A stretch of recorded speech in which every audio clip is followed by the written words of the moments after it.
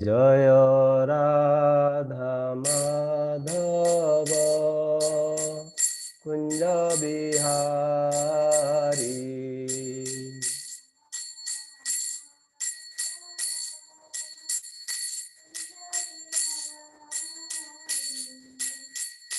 Jai Gopi Jan Vallabh Girivardhari.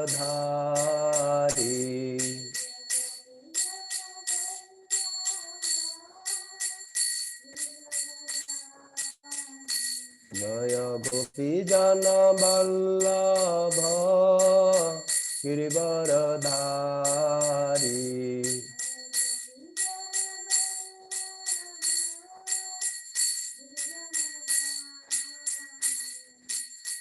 Yashodanandan Vraj Jan Ranjan.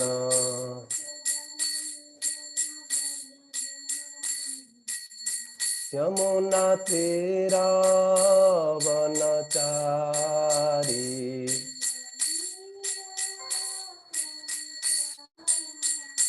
Jai Radha Madhav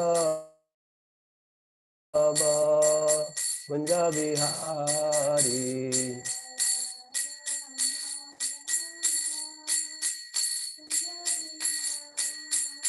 Gopi Jan Vallabh Girivardhari.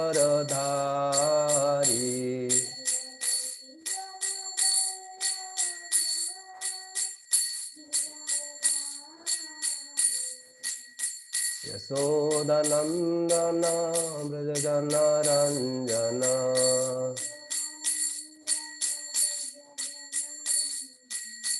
Yamuna तीरावनचारी।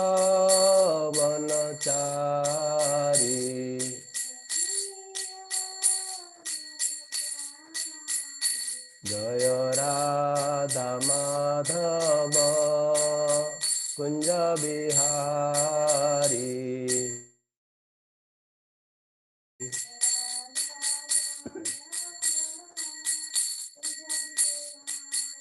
Hare Krishna Krishna Krishna Hare Hare, Hare Ram Ram Ram Hare Hare.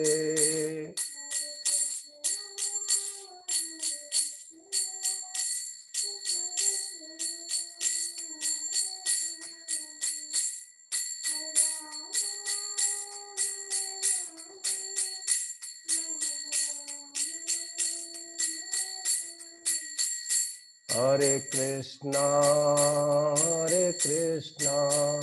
Krishna Krishna Hare Hare, Hare Ram Ram Ram Hare Hare.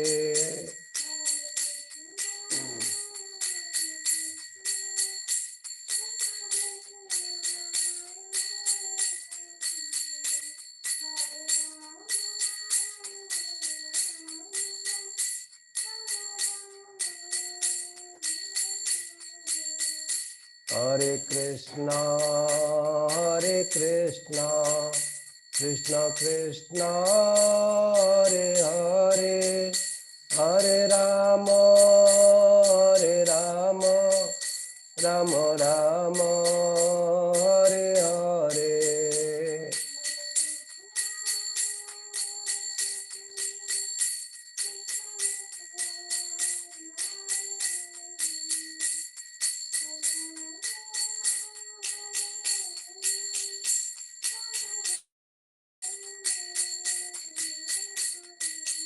Jai Gaur Nitai Jai Gaur Nitai.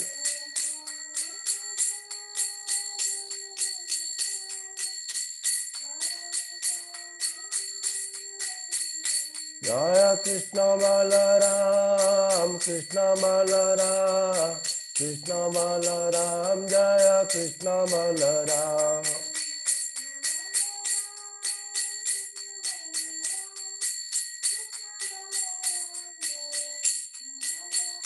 Jai Sundarada, Shama Sundarada, Shama Sundarade.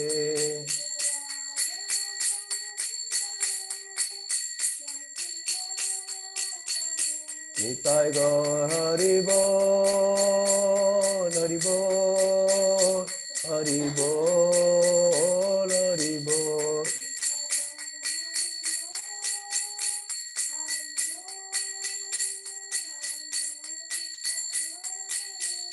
Jaya Jaya Prabhupada, Prabhupada, Prabhupada, Prabhupada.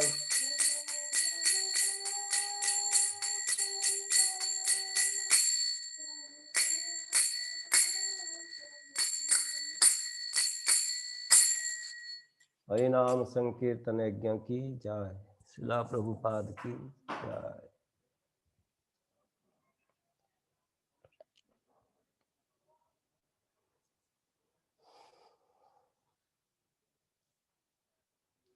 Hare Krishna. Today we are going to discuss text 11 and 12 from chapter 6 Srimad Bhagavad Gita as it is, Dhyana Yoga.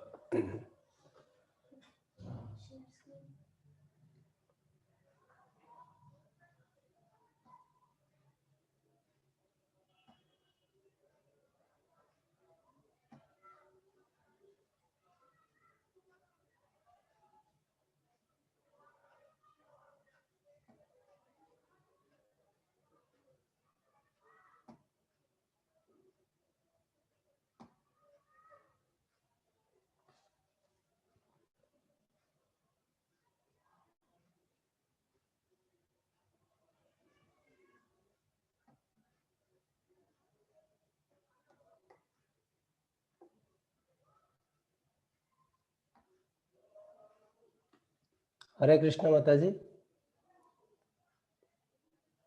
Hare Krishna Prabhu. The screen is visible?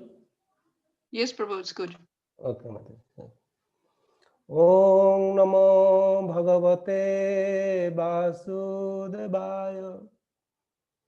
Om Namo Bhagavate Vasudevaya.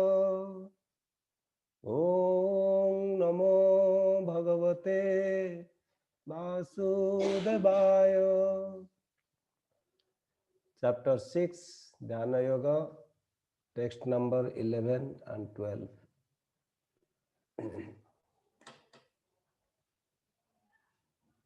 Sucho dese pratisthapya stiram asanam atmana nati uchritam nati nicham chailajina kusotaram tatrekagram mana krutva yachitendriya kriya upavisyasane yunjat yogam atma visuddhaye.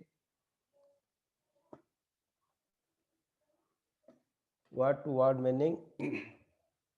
Sucho, in a sanctified, they say land, pratisthapya, placing, stiram, firm, asanam, seat, atmanaha, his own, na, not, ati, to, uchritam, high, na, nor, ati, to, nicham, low, chaila, ajina, of soft cloth and deer skin, kusa and kusa grass, uttaram, covering, tatra, thereupon, ekagram, with one attention, manaha, mind, krutva, making, yat chita, controlling the mind, indriya, senses,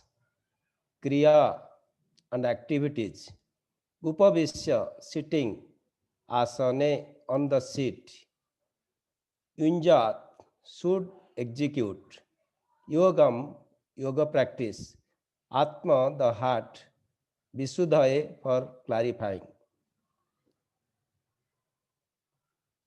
Translation. To practice yoga, one should go to a secluded place and should lay kushagrass on the ground and then cover it with a deer skin and a soft cloth. The seat should be neither too high nor too low and should be situated in a sacred place. The yogi should then sit on it very firmly and practice yoga to purify the heart by controlling his mind, senses, and activities and fixing the mind on one point.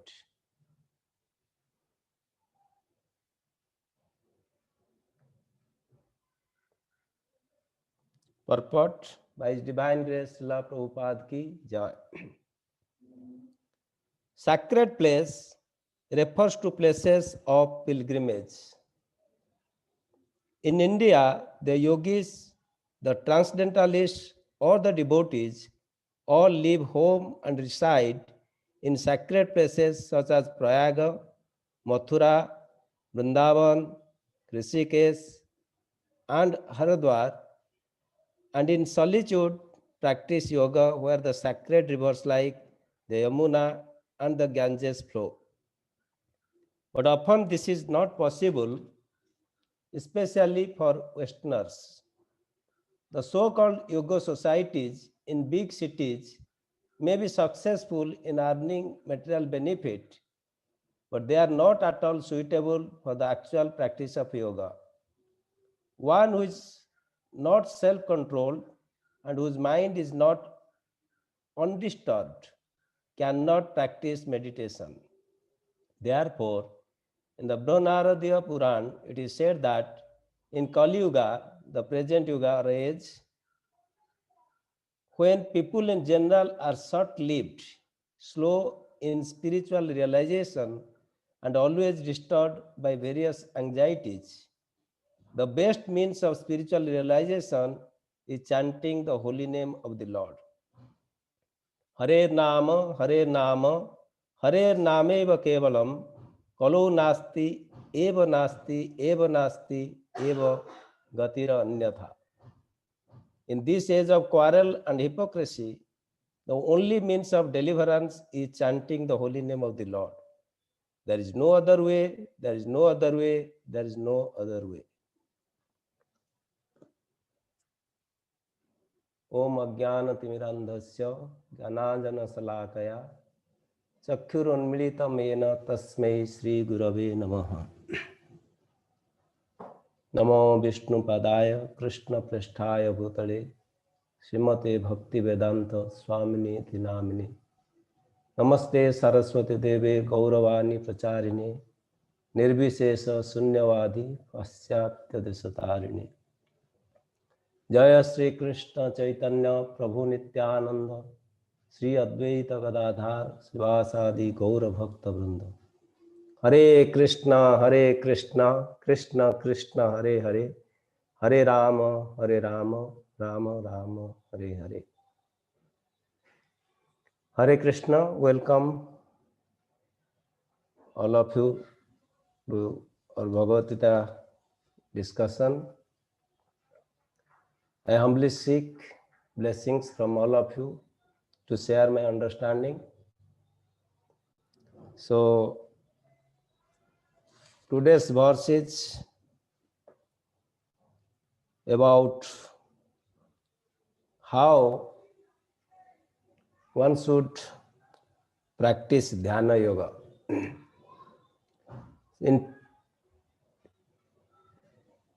text 10,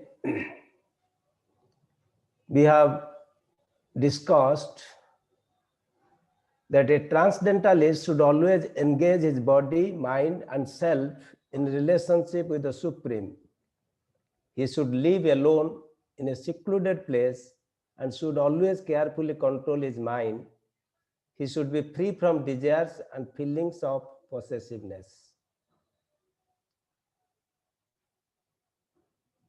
So that, and text 11 and 12, we are going to discuss today, it is very connected, interrelated. Same thing is also explained in 11 and 12. To practice yoga, one should go to a secluded place and should lay kusha grass on the ground and then cover it with a deer skin and a soft cloth. The seat should be neither too high nor too low and should be situated in a sacred place. The yogi should then sit on it very firmly and practice yoga to purify the heart by controlling his mind, senses, and activities and fixing the mind on one point. So here we have some knowledge about yoga. What is dhyana yoga or ashtanga yoga or hatha yoga, that all of us know that this is ashtanga yoga because it has 8 angas. So there are yamas, niyam, asan, pranayam, pratyahara, dharana, dhyana, samadhi.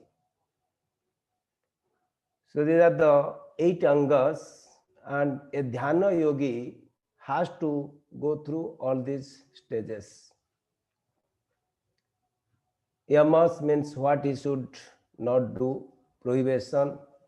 Niyama, what he has to do. And asana, what are the different postures.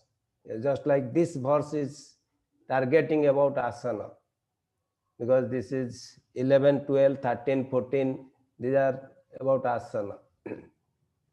Then pranayama means control, how inhalation, exhalation, and how to stop breathing. All these things are coming under pranayama.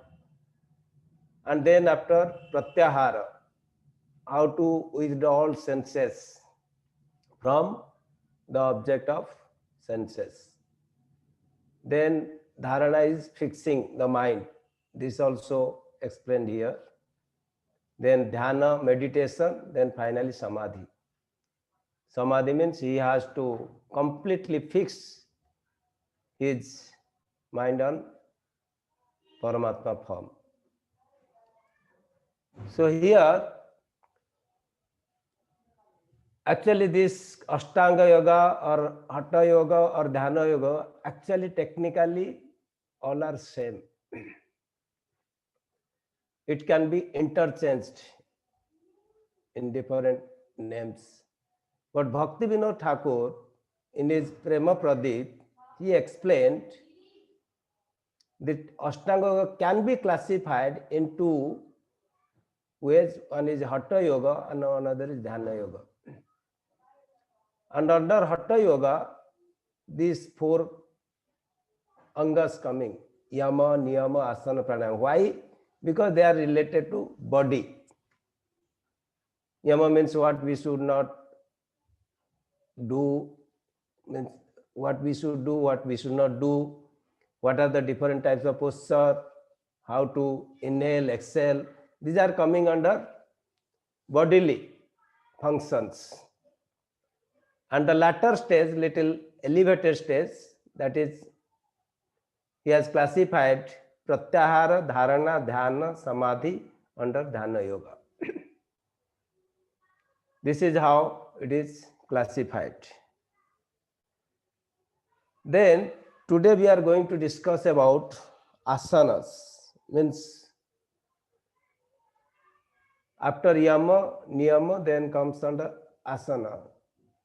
And in Patanjali Yoga Sutra, it is explained that what are the different things are coming under yama, what are the different things are coming under niyama, and what are the different asanas.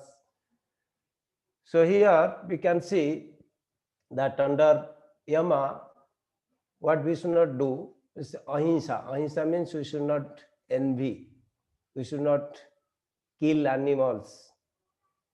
Satya, we should be truthful, means we should not ever tell lie. Asteya, not stealing. Brahmacharya, that we should not have illicit connection with women.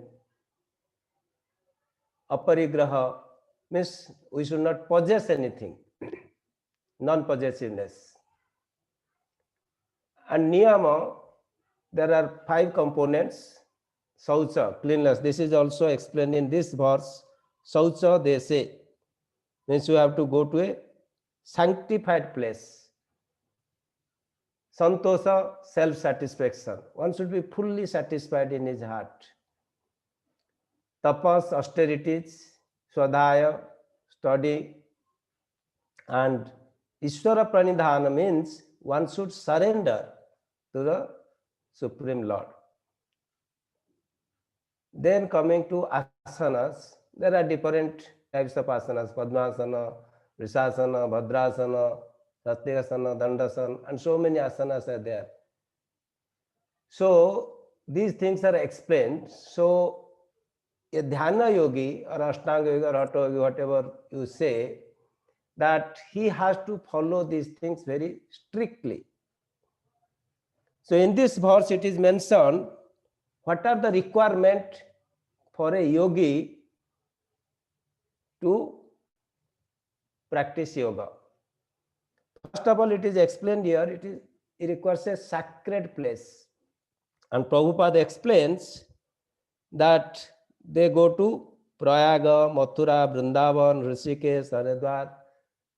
So this type of places they should go. Why they go? Because that place is very auspicious. And Prabhupada also explains that at least Ganga, Yamuna, those rivers, auspicious rivers, they flow.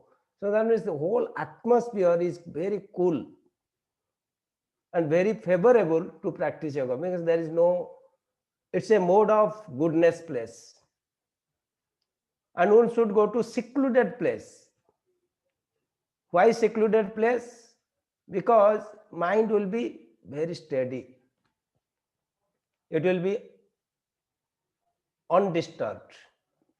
And Prabhupada clearly tells that in this yoga, everywhere towns, villages, so many disturbances. It is very difficult to practice any type of yoga in this modern atmosphere. Because you have to completely isolate from this present atmosphere. Then it is explained that kusha grass, you have to lie down. Kusha grass, why kusha grass? Because it is auspicious. Because it is used every type of yajna and so many functions. And on top of the kusha grass, you have to put a deer skin. Prabhupada explains that deer skin has a medicinal effect. That means reptiles, snakes, they don't come near the deer skin. Then you put a soft cloth, and the sitting should not be very high or should not be very low. That means you should be very comfortable to meditate on Paramatma form. The whole thing is arranged what to do to control the mind, senses and activities. And we have to fix our mind on the Supreme.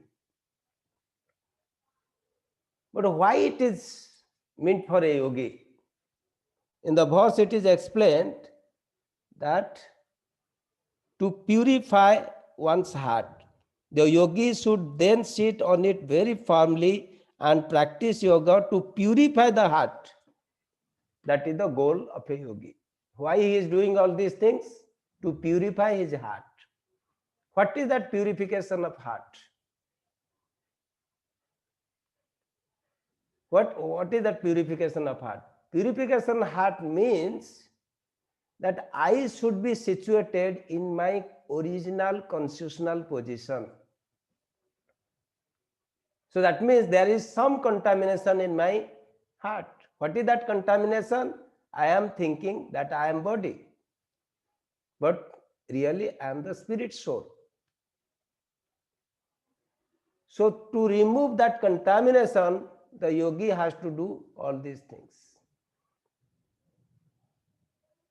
So we know what is the difference between body and soul. Dehinosmin yatha dehe komaram yovanam jara tatha dehantara praptir dhirastatra namuyati. As the embodied soul continuously passes in this body from boyhood to youth to old age, the soul similarly passes into another body at death. A self-realized soul is not bewildered by such a change. That those who are practicing yogas, they should come to this platform that I am not this body, I am soul, and I have to connect myself with the super soul. So he has to fix his mind, he has to control his mind, he has to control his senses, he has to control his activities to purify his heart. That means he should come to a point that he should feel that I am not this body, I am a spirit soul. From where that contamination comes? Where the contamination comes? To this conditioned soul. Srila Vyasadeva explains in Srimad Bhagavatam, 1st canto, 7th chapter, 5th verse, Aya samohita jiva atmanam trigunaatmakam poropi manute anartham tatkrutam chabhipadyate. Yaya samohita jiva. When the living entity is influenced by the modes of material nature, Maya, Yaya samohita jiva atmanam trigunatmakam. Although the soul is beyond the influence of three modes of material nature, but he thinks himself, when he come in contact with the material nature, he thinks himself that I am the product of the material nature. That's what Vyasadeva sees. Due to this external energy, the living entity, although transcendental to the three modes of material nature, thinks of himself as a material product and thus undergoes the reactions of material miseries. That's what the contamination is in our heart. And Vyasadeva could see this, because when he was in meditation, he could see the conditioned souls and how they are struggling in this material world. He also sees the Supreme Lord, and he saw also the Maya, the external energy, and how external energy trapped the living entity, or the living entity is trapped by the external energy. And also he has seen the solution also, how to get out from the clutches of Maya and take shelter of Krishna. So it's a full package. So now we are conditioned by three modes of material nature, and we are trapped by Maya. That's why we are struggling with our different senses, mind. That's what the yogi has to get out from this struggle. Because he is trapped by different senses, he is trapped by his mind. So all these things. So what are the enemies we have? What are those unwanted things we are going through? They are kama, krodha, lobha, moha, madam, ascharya. These things are explained in Madhurya Kadambini by Srila Vishwanath Chakravarti Thakur. He explains these unwanted things comes from four things. One is past sinful activities. Since time immemorial, we have been struggling in this material world because of sinful activities. There is no reason. Only one reason, because we have committed sinful activities, that is the sin. That's why we are struggling. No other reason. In this material world, the conditioned souls are suffering due to sins, past sins. That's why we are struggling hard. Mamevansa jivaloke jivabhuta sanatana manasasthani indriyani prakriti sthani karsati. Krishna says in chapter 15 that these living entities are my part and parcels. They need not to suffer. They are Sat Chit Ananda. Why they are struggling? Same thing. Yaya samohita jiva. They are struggling with the senses and mind because of they are thinking they are independent. So that's why this kama, krodha, lobha, moha, mada, matsarya always attacks.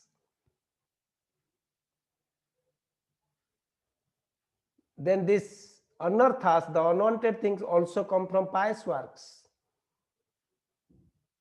Janma, Aishwarya, Sruta, Sri, good birth, I am very proud. I have so much opulences. I am very educated. I am so beautiful. We are intoxicated by pride. And that pride does not help us or allow us to surrender. When pride is there, automatically we are intoxicated. We forget who am I. Because all actions I do on a bodily platform. And unwanted things also come from offenses. We commit many, many offenses. While doing Ursi, we do Seva Aparad. In Dhamma, holy places, we commit Dhamma Aparad. And we chant holy name of Lord. That is also Nama Aparad, Vaishnava Aparad. So many offenses we are committing. These are all unwanted things we are getting from our own actions. And also, while practicing devotional service, we get also some labha puja pratishtha. Oh, I am such a nice devotee. So many people praise, so many people adore. So from there also some anarthas come. So these are all unwanted things in our heart. Somehow or other, we have to clear this. We have to purify the heart. Atma Suddhi. Without purification of a heart, we cannot purify ourselves. So, what is the way? How to get out of it? So, because it look like we are carrying heavy baggage. Because nowadays it is very difficult to practice dhyana yoga. There is no secluded place. Wherever you go, there is disturbances. First of all, we are carrying our own mind with us. That is so disturbing. And on top of that, we have to get deer skin, then kusa grass, then you have to have a very peaceful atmosphere. In this Kali Yuga, it is not possible at all. So that's why Srila Prabhupada directly tells, forget about that meditation and all these things.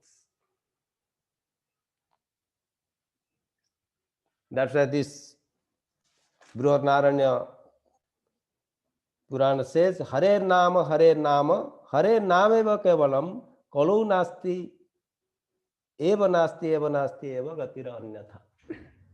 In this Kali Yuga, there is nothing will work except chanting of the holy name of the Lord.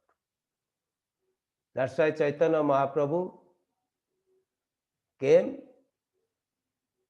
and he has given this beautiful Mahamantra.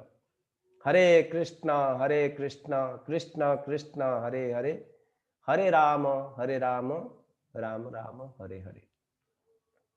So this is our saving grace. Because the holy name is so powerful. In Brihad Vishnu Purana, it is said, Namno hi yavati sakti papa nirharan hare tavat kartum na saknoti patakim patakinare. Simply by chanting one holy name of Hari, a sinful man can counteract reactions to more sins than he is able to commit. This is the potency of Hare Krishna Mahamantra. It can completely burn all sins. That's why we have seen in 6th canto Bhagavatam, Ajamila, he has done so many sins in his life. But at the time of death, he chanted his name, his son's name, Narayan. That is also not knowingly. He is calling his son, Narayan, Narayan, please come, please sit with me. So the potency is so much invested in that holy name that it has the capacity to burn all type of sinful reactions. So straightway, Srila Prabhupada has brought this holy name, Harinama Golakera Premadhana Harinama Sankirtana. This is the gift of Golaka Vrindavan. Krishna himself in the form of Chaitanya Mahaprabhu has descended here to give this. So it is very important for us to take shelter of Harinam.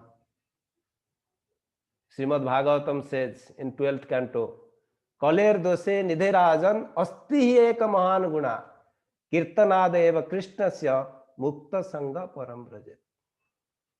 In Kali Yuga, there are so many faults, ocean of faults. We have seen in first canto also, Prabhupada also explained, people are very lazy, they are short lives, they are completely disturbed.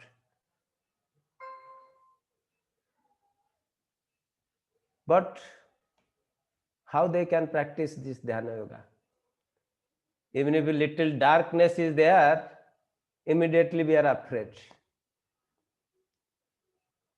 Little bit, we have seen also many times, little cockroach or something, some small snakes, we see immediately we are afraid. And everywhere pollution. In this condition, how will you able to practice Dhyana Yoga? So Prabhupada explains that forget about all these things. Please chant the holy name of the Lord. Chanting and hearing. Just chant and hear. Chant and hear. Chant and hear. That is the only medicine in this Kali Yuga. So we are practicing pure devotional service. So this bhakti has so much potency that it can take us from Shraddha stage to Prema stage, because our goal is to attain Krishna Prema. So if we are strictly following what Prabhupada has given us, he has given us everything.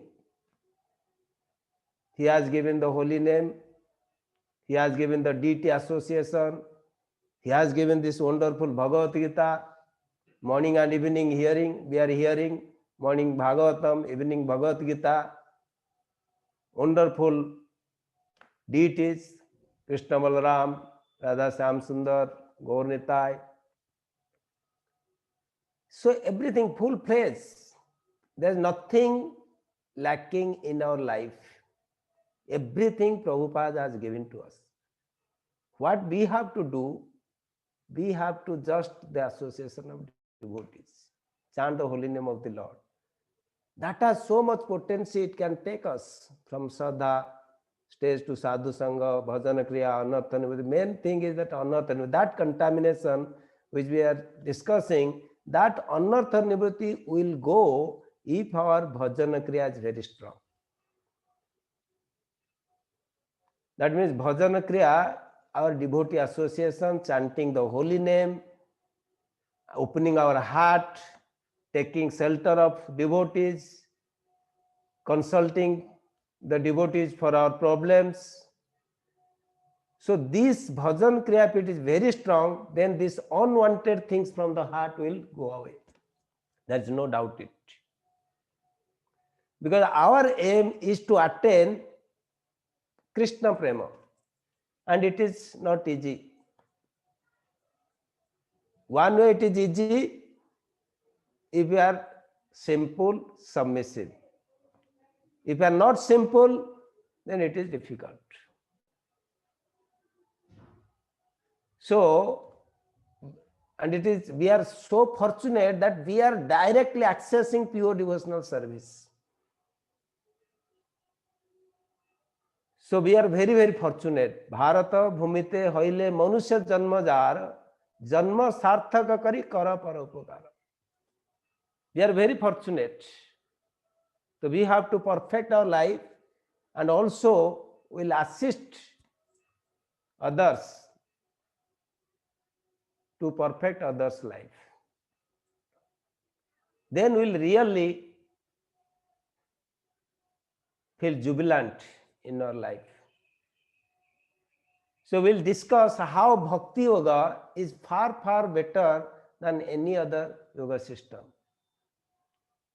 So we can discuss a story. We know that Ambarish Maharaj. Ambarish Maharaj was so devoted to the Supreme Personality of Godhead, Krishna, that 24 hours he was completely busy and all his senses are engaged in serving Krishna. His hand is washing the temples, leg is going to different temples, eyes are seeing the Lord, ear meant for hearing, everything. And he was so devoted and so occupied in his service to Krishna that his kingdom was very, very prosperous. There is no problem at all. Here we see, just to maintain one country, the leaders have to struggle very hard. In spite of struggling so much, still the problems are not there. The corruption is increasing. So many problems are there. Cheating, black marketing, and all type of problems. But whereas when Ambarish Maharaj was there, that time he was nothing to do, only to meditate at the lotus feet of Krishna. Krishna is so satisfied with him that everything was taken care of. So here we can see that once he was fasting on Ekadashi day, the next day he has to break the fast, and Durvasa Muni came on that time. And Ambarish Maharaj told, okay, you have come, please take some prasadam. Durvasa Muni told, no, I don't want to take now. I am going to take bath. After coming, I'll take. So he went for bathing, but now Ambarish Maharaj has to break his fast, and the time is going out.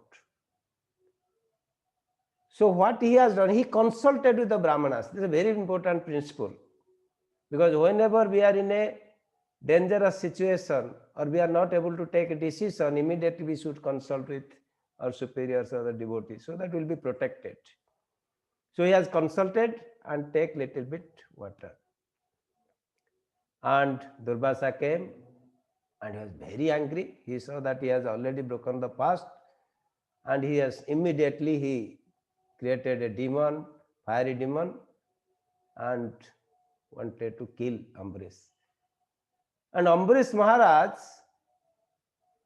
was not at all disturbed. He was so fixed in Krishna, because it is the characteristic of an Uttama Bhakta, that whatever he sees everything in relation to Krishna.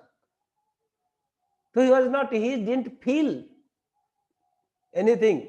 So he was completely undisturbed. That is called actually Dhira. Who is undisturbed in disturbing circumstances is called Dhira. Here Ambarish Maharaj was so fixed in Krishna, he also didn't feel that there is a fiery demon, he is coming to attack me, nothing. He was completely peaceful. What happens? Immediately Chakra came and started running behind Durvasa Muni to kill Durvasa Muni, and he went to Vishnu. And he is telling, please, first he went to Brahma, then he went to Shiva, then after that he went to Vishnu. Vishnu says, I cannot do anything. because I always reside in the heart of devotees, and devotees always reside in my heart. I don't know anybody other than my devotees, and the devotees, they do not know anything other than myself. So this is our relationship. So I cannot do anything. Only the person whom you offended, he has to forgive. You are thinking that you are a great yogi, you can create anything. But my bhaktas, they are very peaceful. They don't want to do any harm, anything. So this is a superlative nature of bhakti. You may be a big yogi, but always you are under bhaktas. Another story we have seen also, Saubhari Muni. He could not find a place to meditate. He went to the inside the water to meditate for meditation. And what happens? After so many years of tapasya, he was attracted by sexual affairs of two fishes. And he immediately left that place and came out and married 50 wives. And he produced 100 children from each wife. That means his family consists of 5,000 children, 50 wives. So very difficult, this is very risky. Meditation, going here and all these things. But devotees, they need not to do all type of gymnastics. They just chant Hare Krishna, Krishna Krishna, Hare Hare, Hare Rama, Rama Rama, Hare Hare. They live in the association of devotees. That is the greatest protection. And they will hear Bhagavatam, they take prasadam. So sometimes the yogis, there was a very Bhakti Vinod Thakur. He has written a book, Jaiva Dharma. In that, he was explaining that how bhaktas are very, very powerful than yogis. He himself gives the dialogue through the dialogue system. He has explained very beautiful in Jaiva Dharma. Anybody has time, you can go through it. So this is the potency of the holy name. Just by remembering Krishna, you have to go to a sacred place, holy place for meditation. But by remembering Krishna, will be purified. Om apavitro pavitrava sarva avastam katopiva yasmareta pundarekaksham sabhaya abhyantar suchi. Just by remembering Krishna, we are externally clean, we are also internally clean.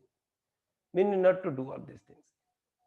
Why bhakti is more powerful than other yogas? Because in other yogas, the yogis, they are thinking they can control everything by their own strength. But here the bhaktas, they are completely dependent on Krishna. That he is the master of our senses. We are his servants. They have this understanding. Jivera Swarupahe Krishna Nityada. I am servant of Krishna. My master is Krishna. I am his property. Marobi, Rakhobi, Jo Ichha Tohar. So that's why the bhaktas, they don't worry about anything at all. Haridas Thakur.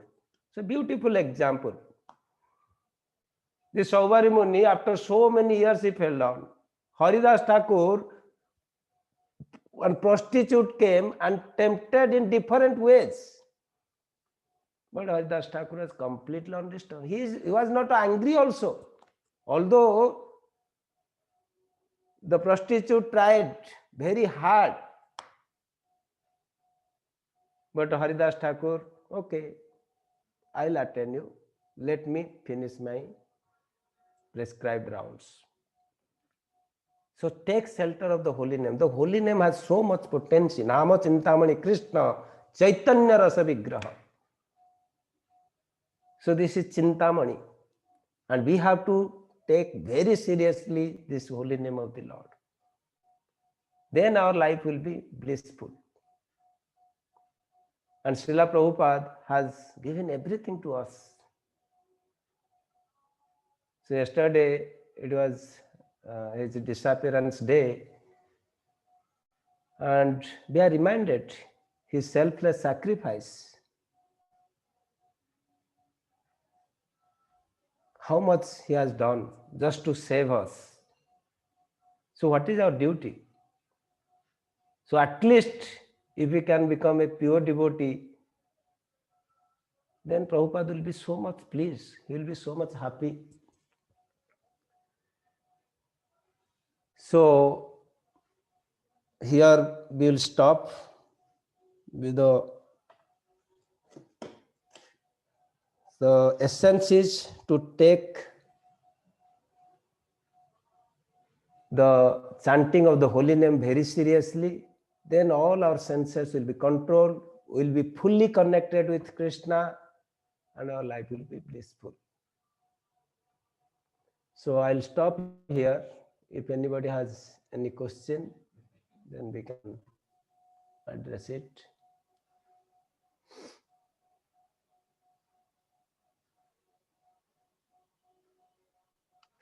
Okay, I have a message from one of your listeners, Shreya Karimadaji, has said, very good lecture and great explanation of anartas. Okay. Okay, any questions? You had your hand up before, Naman. Do you want to ask a question? Make a comment?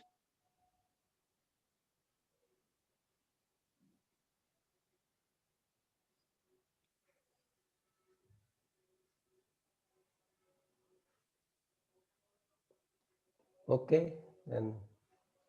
All right. Thank you very much, Prabhu. Hare Krishna. Thank you very much. Hare Krishna.